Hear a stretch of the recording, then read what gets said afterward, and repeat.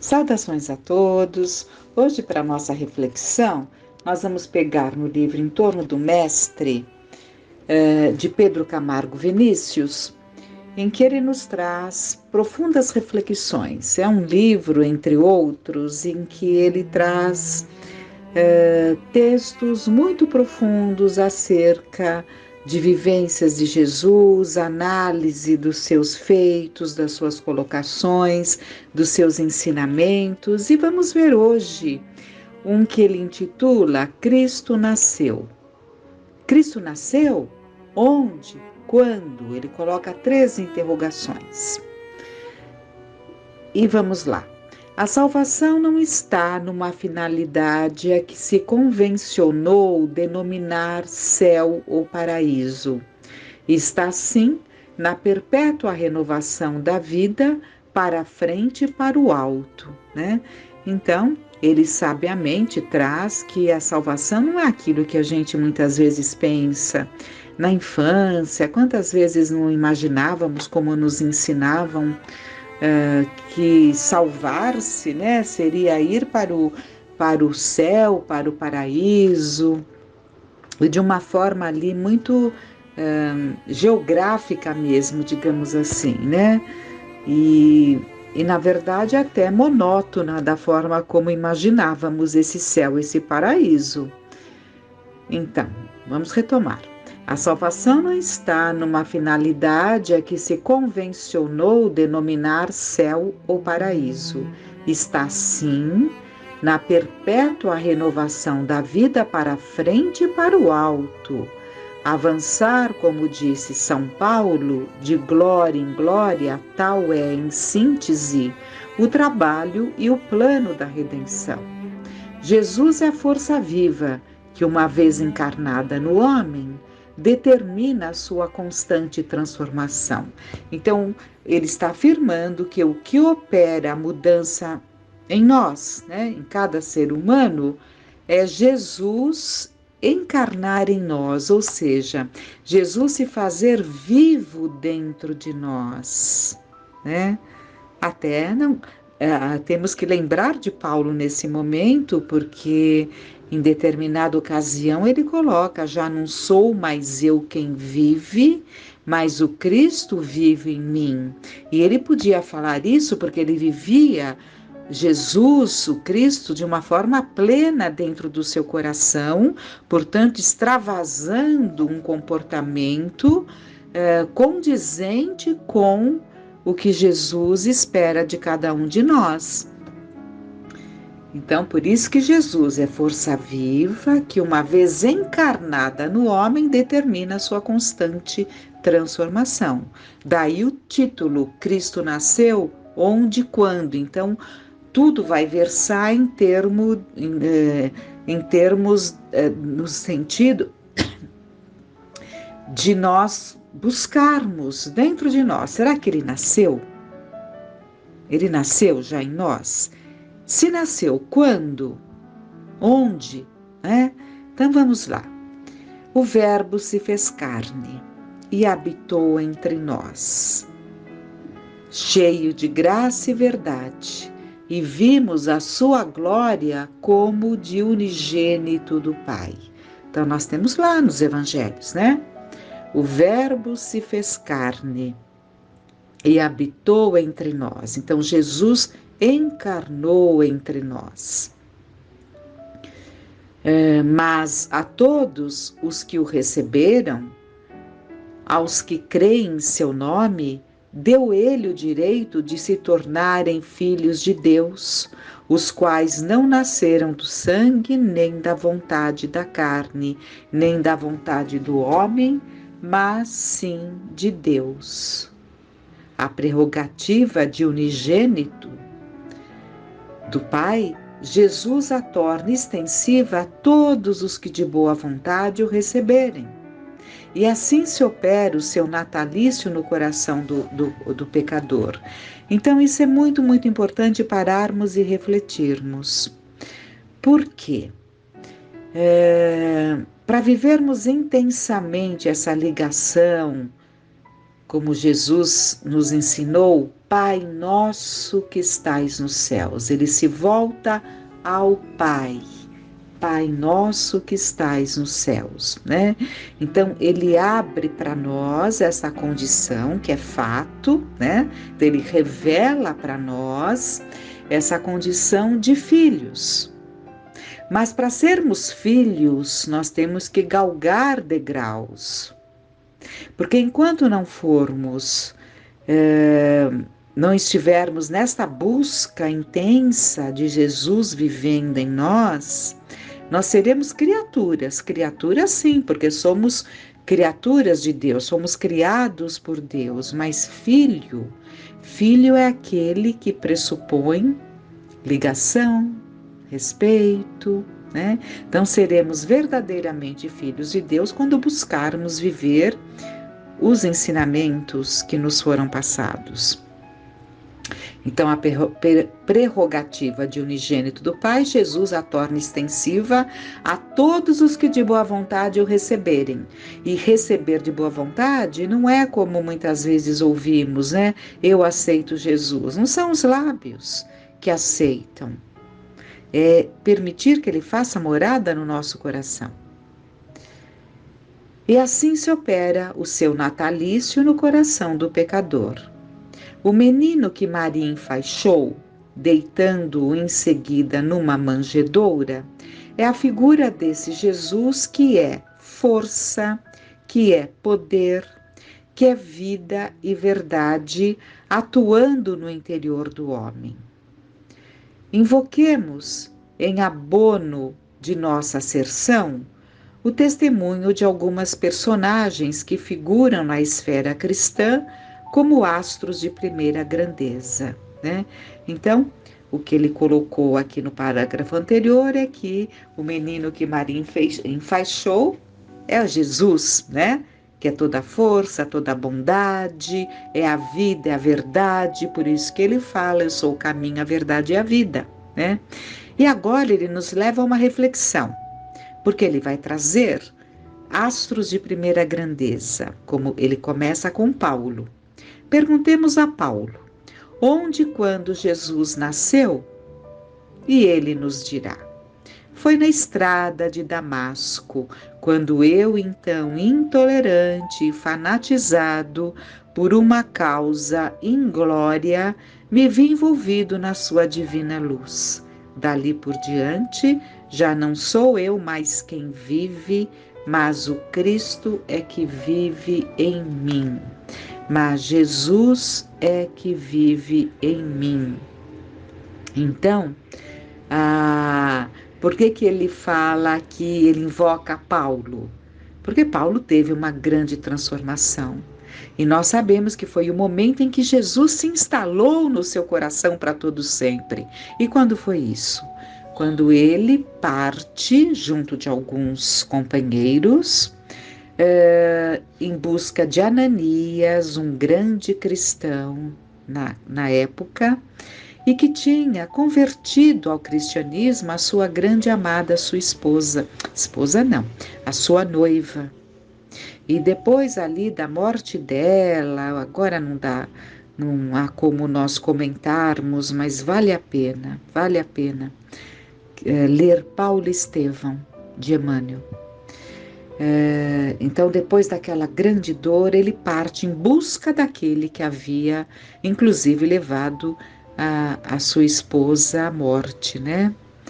Então, ele responsabilizou a Jesus por tudo isso. E vai em busca de Ananias, vai em busca de perseguir os cristãos. Ele foi o primeiro que começou a perseguir os cristãos, partiu dele. E é interessante, partiu de um coração ardoroso, de um coração fiel a Deus, que amava profundamente a Deus e as suas leis, evidentemente que ainda obscurecido pelo véu dos ensinamentos que ele tinha como os ideais, né? Porque ele não havia conhecido a Jesus. Então, quando ele chega à cidade, ele estava em viagem. Quando ele chega à cidade de Jerusalém, ele encontra tudo modificado, porque disseram que um forasteiro havia criado toda uma situação. Então, ele parte em busca. E o que acontece à porta de Damasco, quando ele está indo lá para a região da Síria, né? De repente, uma luz muito forte o cega. Ele cai do cavalo, de joelhos diante daquela luz. E naquela luz se materializa a presença de Jesus, que lhe diz: Saulo, Saulo, Saulo, por que me persegues? Naquele momento, o véu da ignorância, o véu que obscurecia a razão e o entendimento de Saulo, se descobre. E ele vê claramente, e entende claramente, reconhece claramente a Jesus. Então, ele pôde afirmar: já não sou eu mais quem vive, mas o Cristo é que vive em mim. Em seguida, Pedro de Camargo Vinícius nos coloca: indaguemos de Madalena, onde e quando nasceu Jesus. Ela nos informará. Jesus nasceu em Betânia, certa vez, em que sua voz ungida de pureza e santidade despertou em mim a sensação de uma vida nova, com a qual até então jamais sonhara. Então, foi em Betânia mesmo, né? Quando ela se encontra com Jesus pela primeira vez e diante da sua presença, daquele magnetismo, daquele olhar, ela sente algo muito, muito diferente do que ela sentia diante de um homem. Os homens que a atraíam, evidentemente, lhe causavam sentimentos e sensações muito diversas e a olhavam de forma muito diferente, mas Jesus a olhou, ela o olhou e sentiu algo totalmente diferente do que até então ela sentia diante de um homem, inclusive com as características ali de Jesus, né? Da sua aparência. E foi algo muito, muito, muito forte. E houve uma mudança imensa. Ela se desfaz de tudo que ela tinha, guardando apenas algumas recordações da sua mãe, aquele perfume muito especial, que inclusive ela usa ali para balsamizar os pés de Jesus. Então ela larga toda aquela vida, ela tira aquela capa simbolicamente dizendo para seguir a Jesus sem o passado. A partir dali, ela se transforma numa nova criatura, numa nova mulher. Ouçamos o depoimento de Pedro sobre a natividade do Senhor, e ele assim se pronunciará. Jesus nasceu no átrio do Paço de Pilatos. No momento em que o galo, cantando pela terceira vez, acordou minha consciência para a verdadeira vida.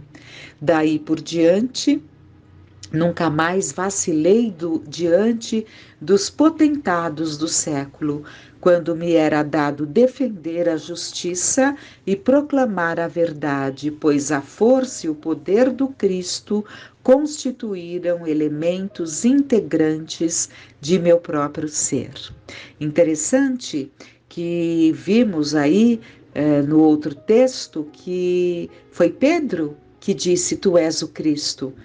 Foi para ele que veio aquela revelação do alto de Deus, reconhecendo no homem Jesus o Cristo divino, né? O Cristo de Deus. Então, mas não foi, ali foi uma revelação, mas não veio dele. Foi uma inspiração. Portanto, não foi naquele momento que ele sentiu Jesus dentro dele, tanto que em seguida nós vimos, né? Vimos ali, inclusive, essas questões mediúnicas de estar num padrão vibratório num determinado momento, não demorou muito, ele descontentou-se com o que Jesus falou sobre a sua destinação e ele cai o padrão vibratório a ponto de perder ali a razão, né? Então, não foi nesse momento.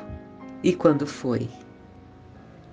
Jesus ainda estava vivo, né? Jesus ainda estava sendo julgado e alguns dos presentes ali viram Pedro e reconheceram, olha, ele é ali do grupo de Jesus, né? Do Nazareno. E ele, por 3 vezes, ele nega. E Jesus tinha alertado quando ele disse que faria tudo por Jesus. E Jesus, conhecendo ali a dificuldade que ele ainda trazia, né? Determinados temores, até naturais, disse que ele o negaria por 3 vezes. E ele ficou chocado, né? Não acreditou, mas as lágrimas que ele verteu.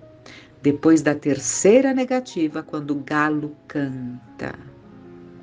Porque Jesus falou, antes do galo cantar, você me negará por 3 vezes. E ele não aceitou.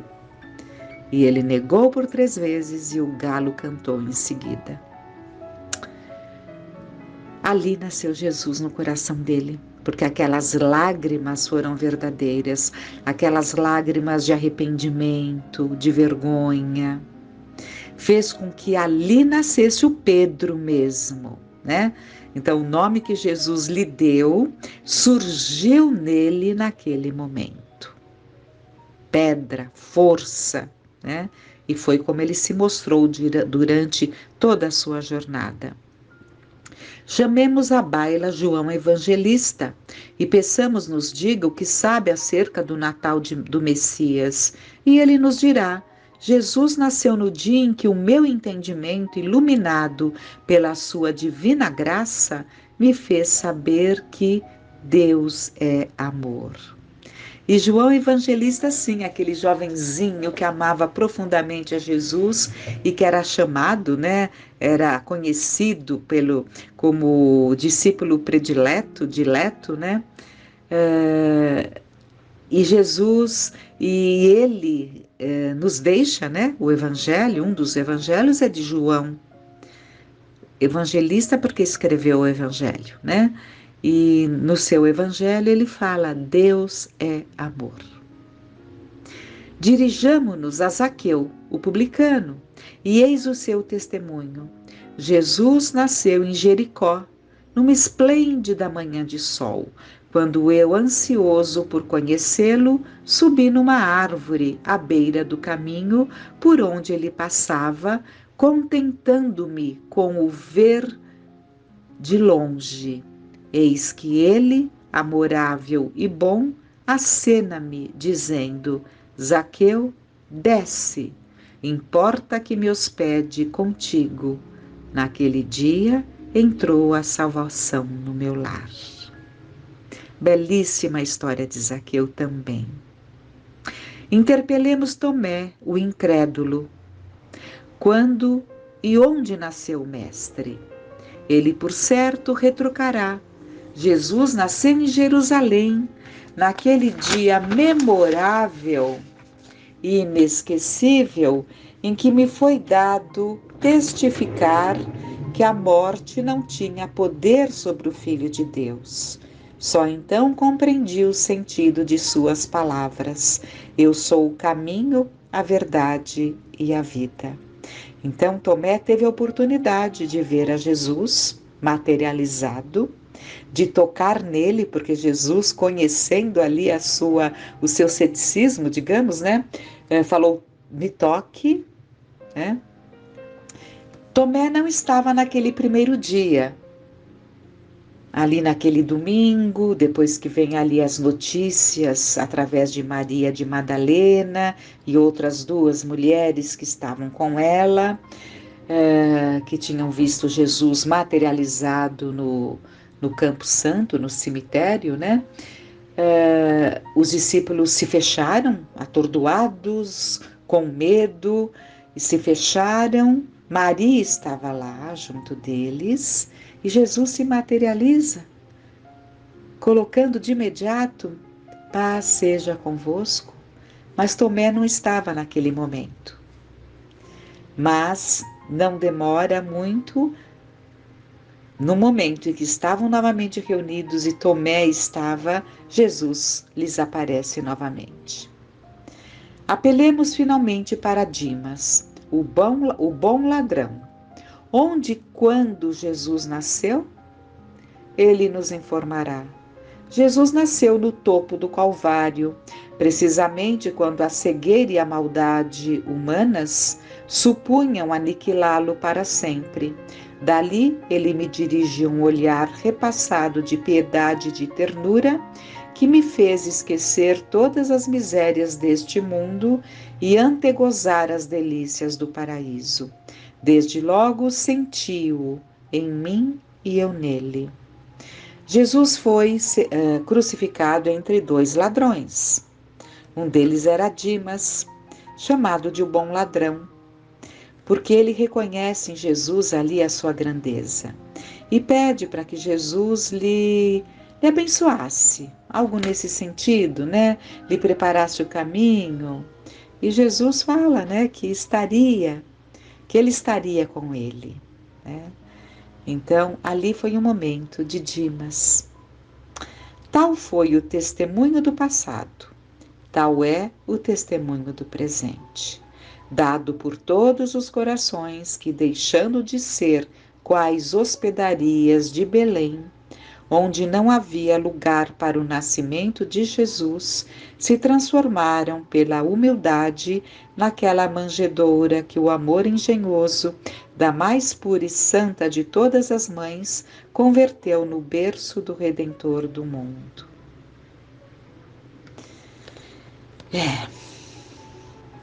É isso. Qual o propósito, então? Para Jesus nascer para nós e não simplesmente uma data.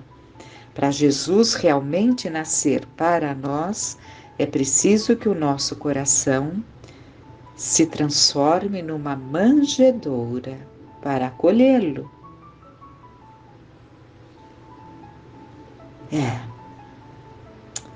Vamos refletir. E para alcançar essa condição, nós temos que entender que há necessidade da firmeza de caráter, de uma harmonia perfeita entre a nossa consciência e a nossa conduta. Que fiquemos em paz.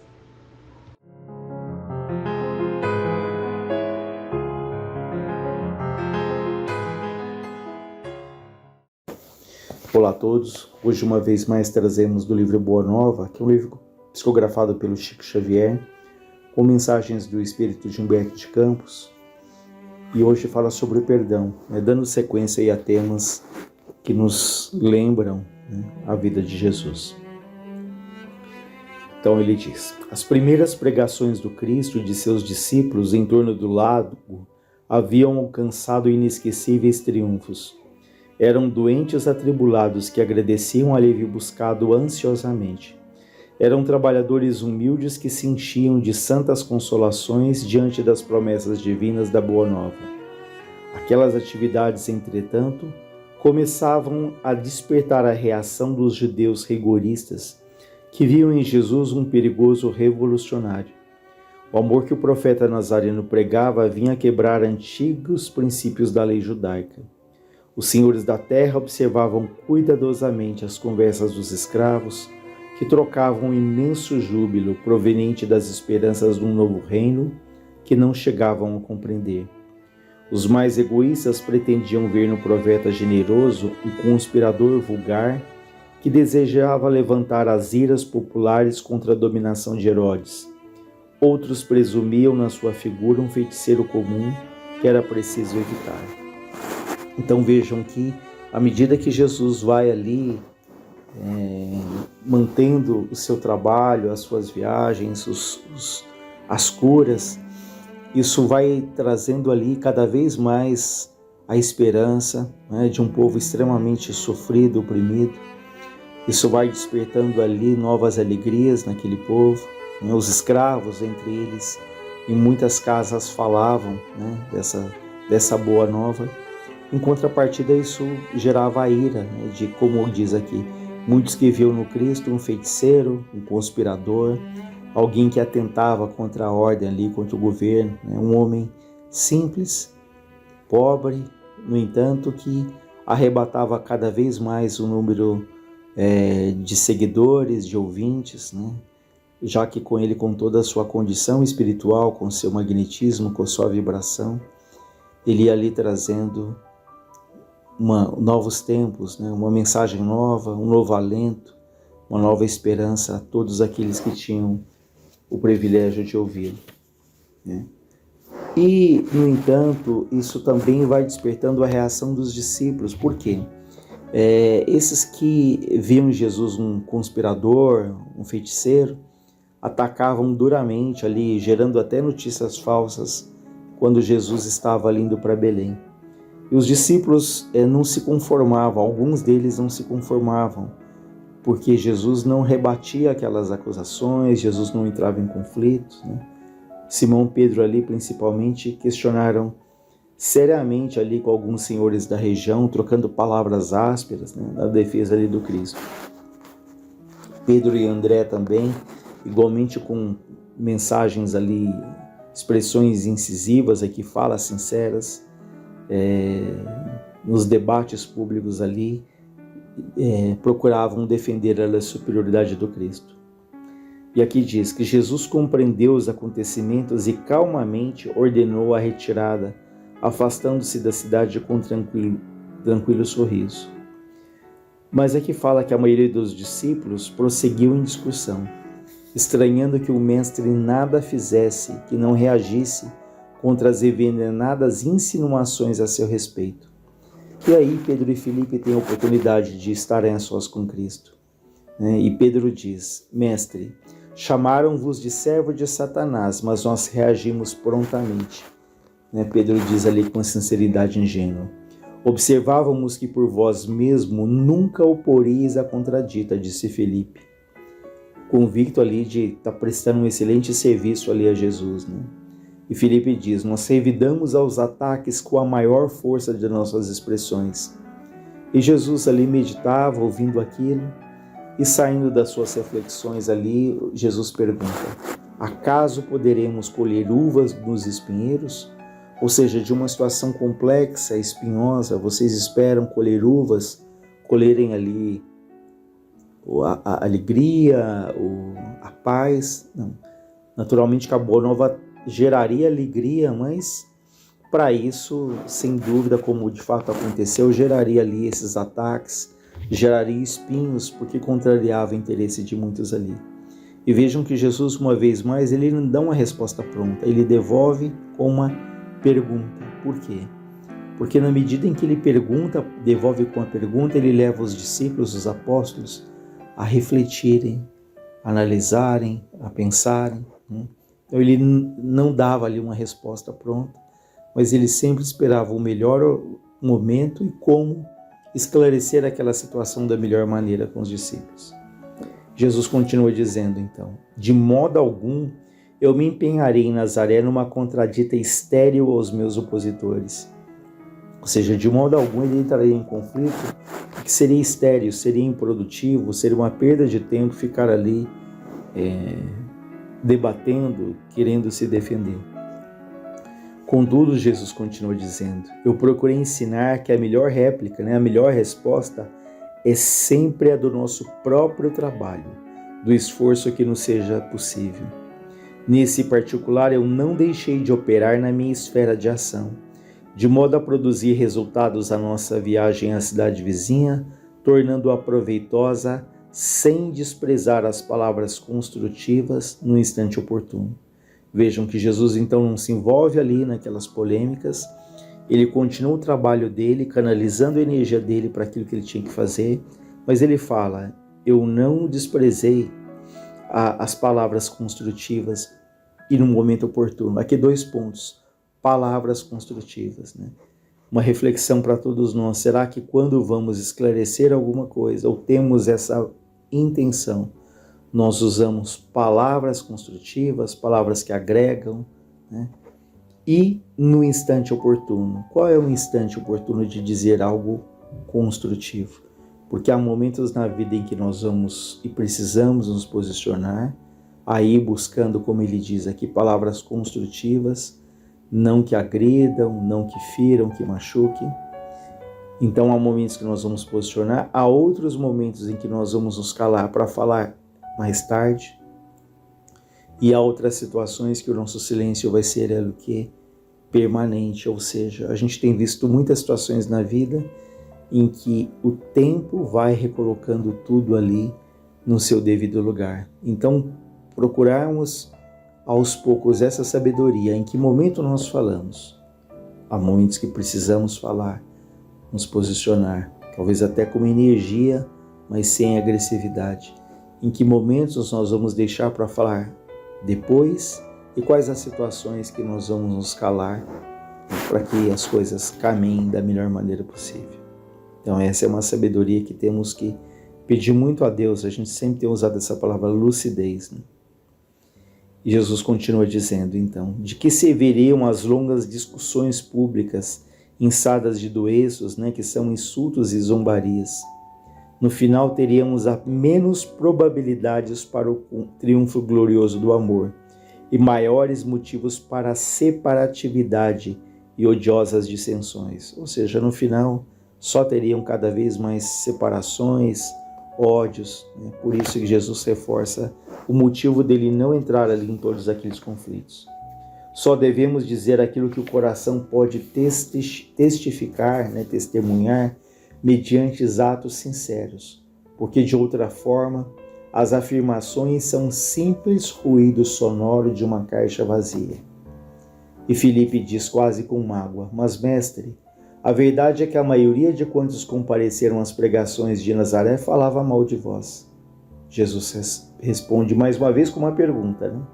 Mas não será vaidade, porém, exigirmos que toda a gente faça da nossa personalidade elevado conceito? Perguntou Jesus com energia e serenidade. Nas ilusões que as criaturas da terra inventaram para a sua própria vida, nem sempre constitui bom atestado da nossa conduta o falarem todos bem de nós indistintamente. Agradar a todos é marchar pelo caminho largo onde estão as mentiras da convenção. Servir a Deus é tarefa que deve estar acima de tudo. E por vezes nesse serviço divino é natural que desagrademos aos mesquinhos interesses humanos. Filipe, sabes de algum emissário de Deus que fosse bem apreciado no seu tempo? Todos os portadores da verdade do céu são incompreendidos de seus contemporâneos. Portanto, é indispensável considerarmos que todo conceito justo é respeitável, mas antes dele devemos obter a aprovação legítima da consciência dentro da nossa lealdade para com Deus. Ou seja, é natural que desagrademos, é natural que sejamos atacados em algumas situações, mas ele fala: não tenha essa preocupação excessiva que todos falem bem de nós, né? de agradar a todas as pessoas, porque nem ele agradou, né? Então nós não vamos conseguir isso, né? Temos a nossa consciência tranquila que as nossas intenções são as melhores, né?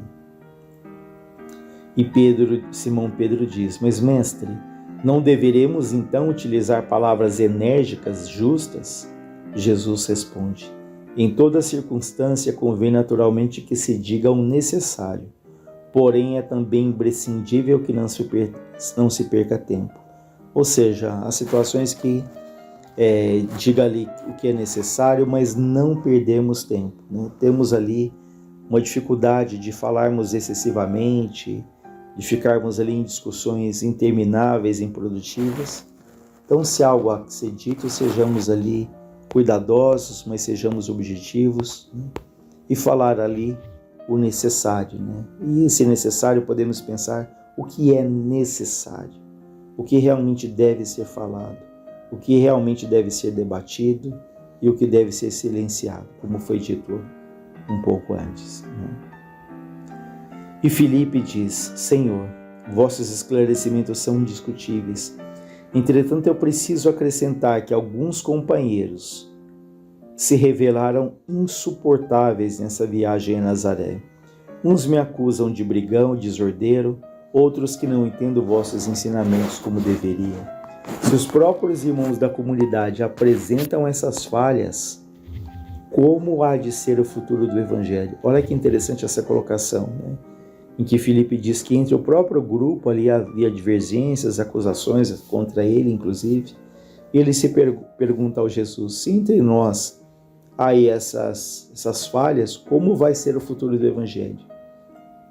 E Jesus, com uma sabedoria enorme, responde, né? Quando Filipe pergunta como há de ser o futuro do Evangelho, Jesus diz: essas são perguntas que cada discípulo deve fazer a si mesmo.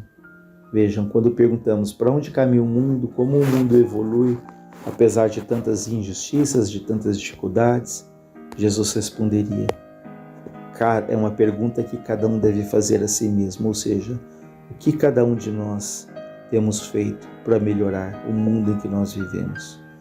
Criticamos duramente que as pessoas se omitem, que as pessoas são falhas, mas qual tem sido o nosso papel no meio em que nós nos encontramos?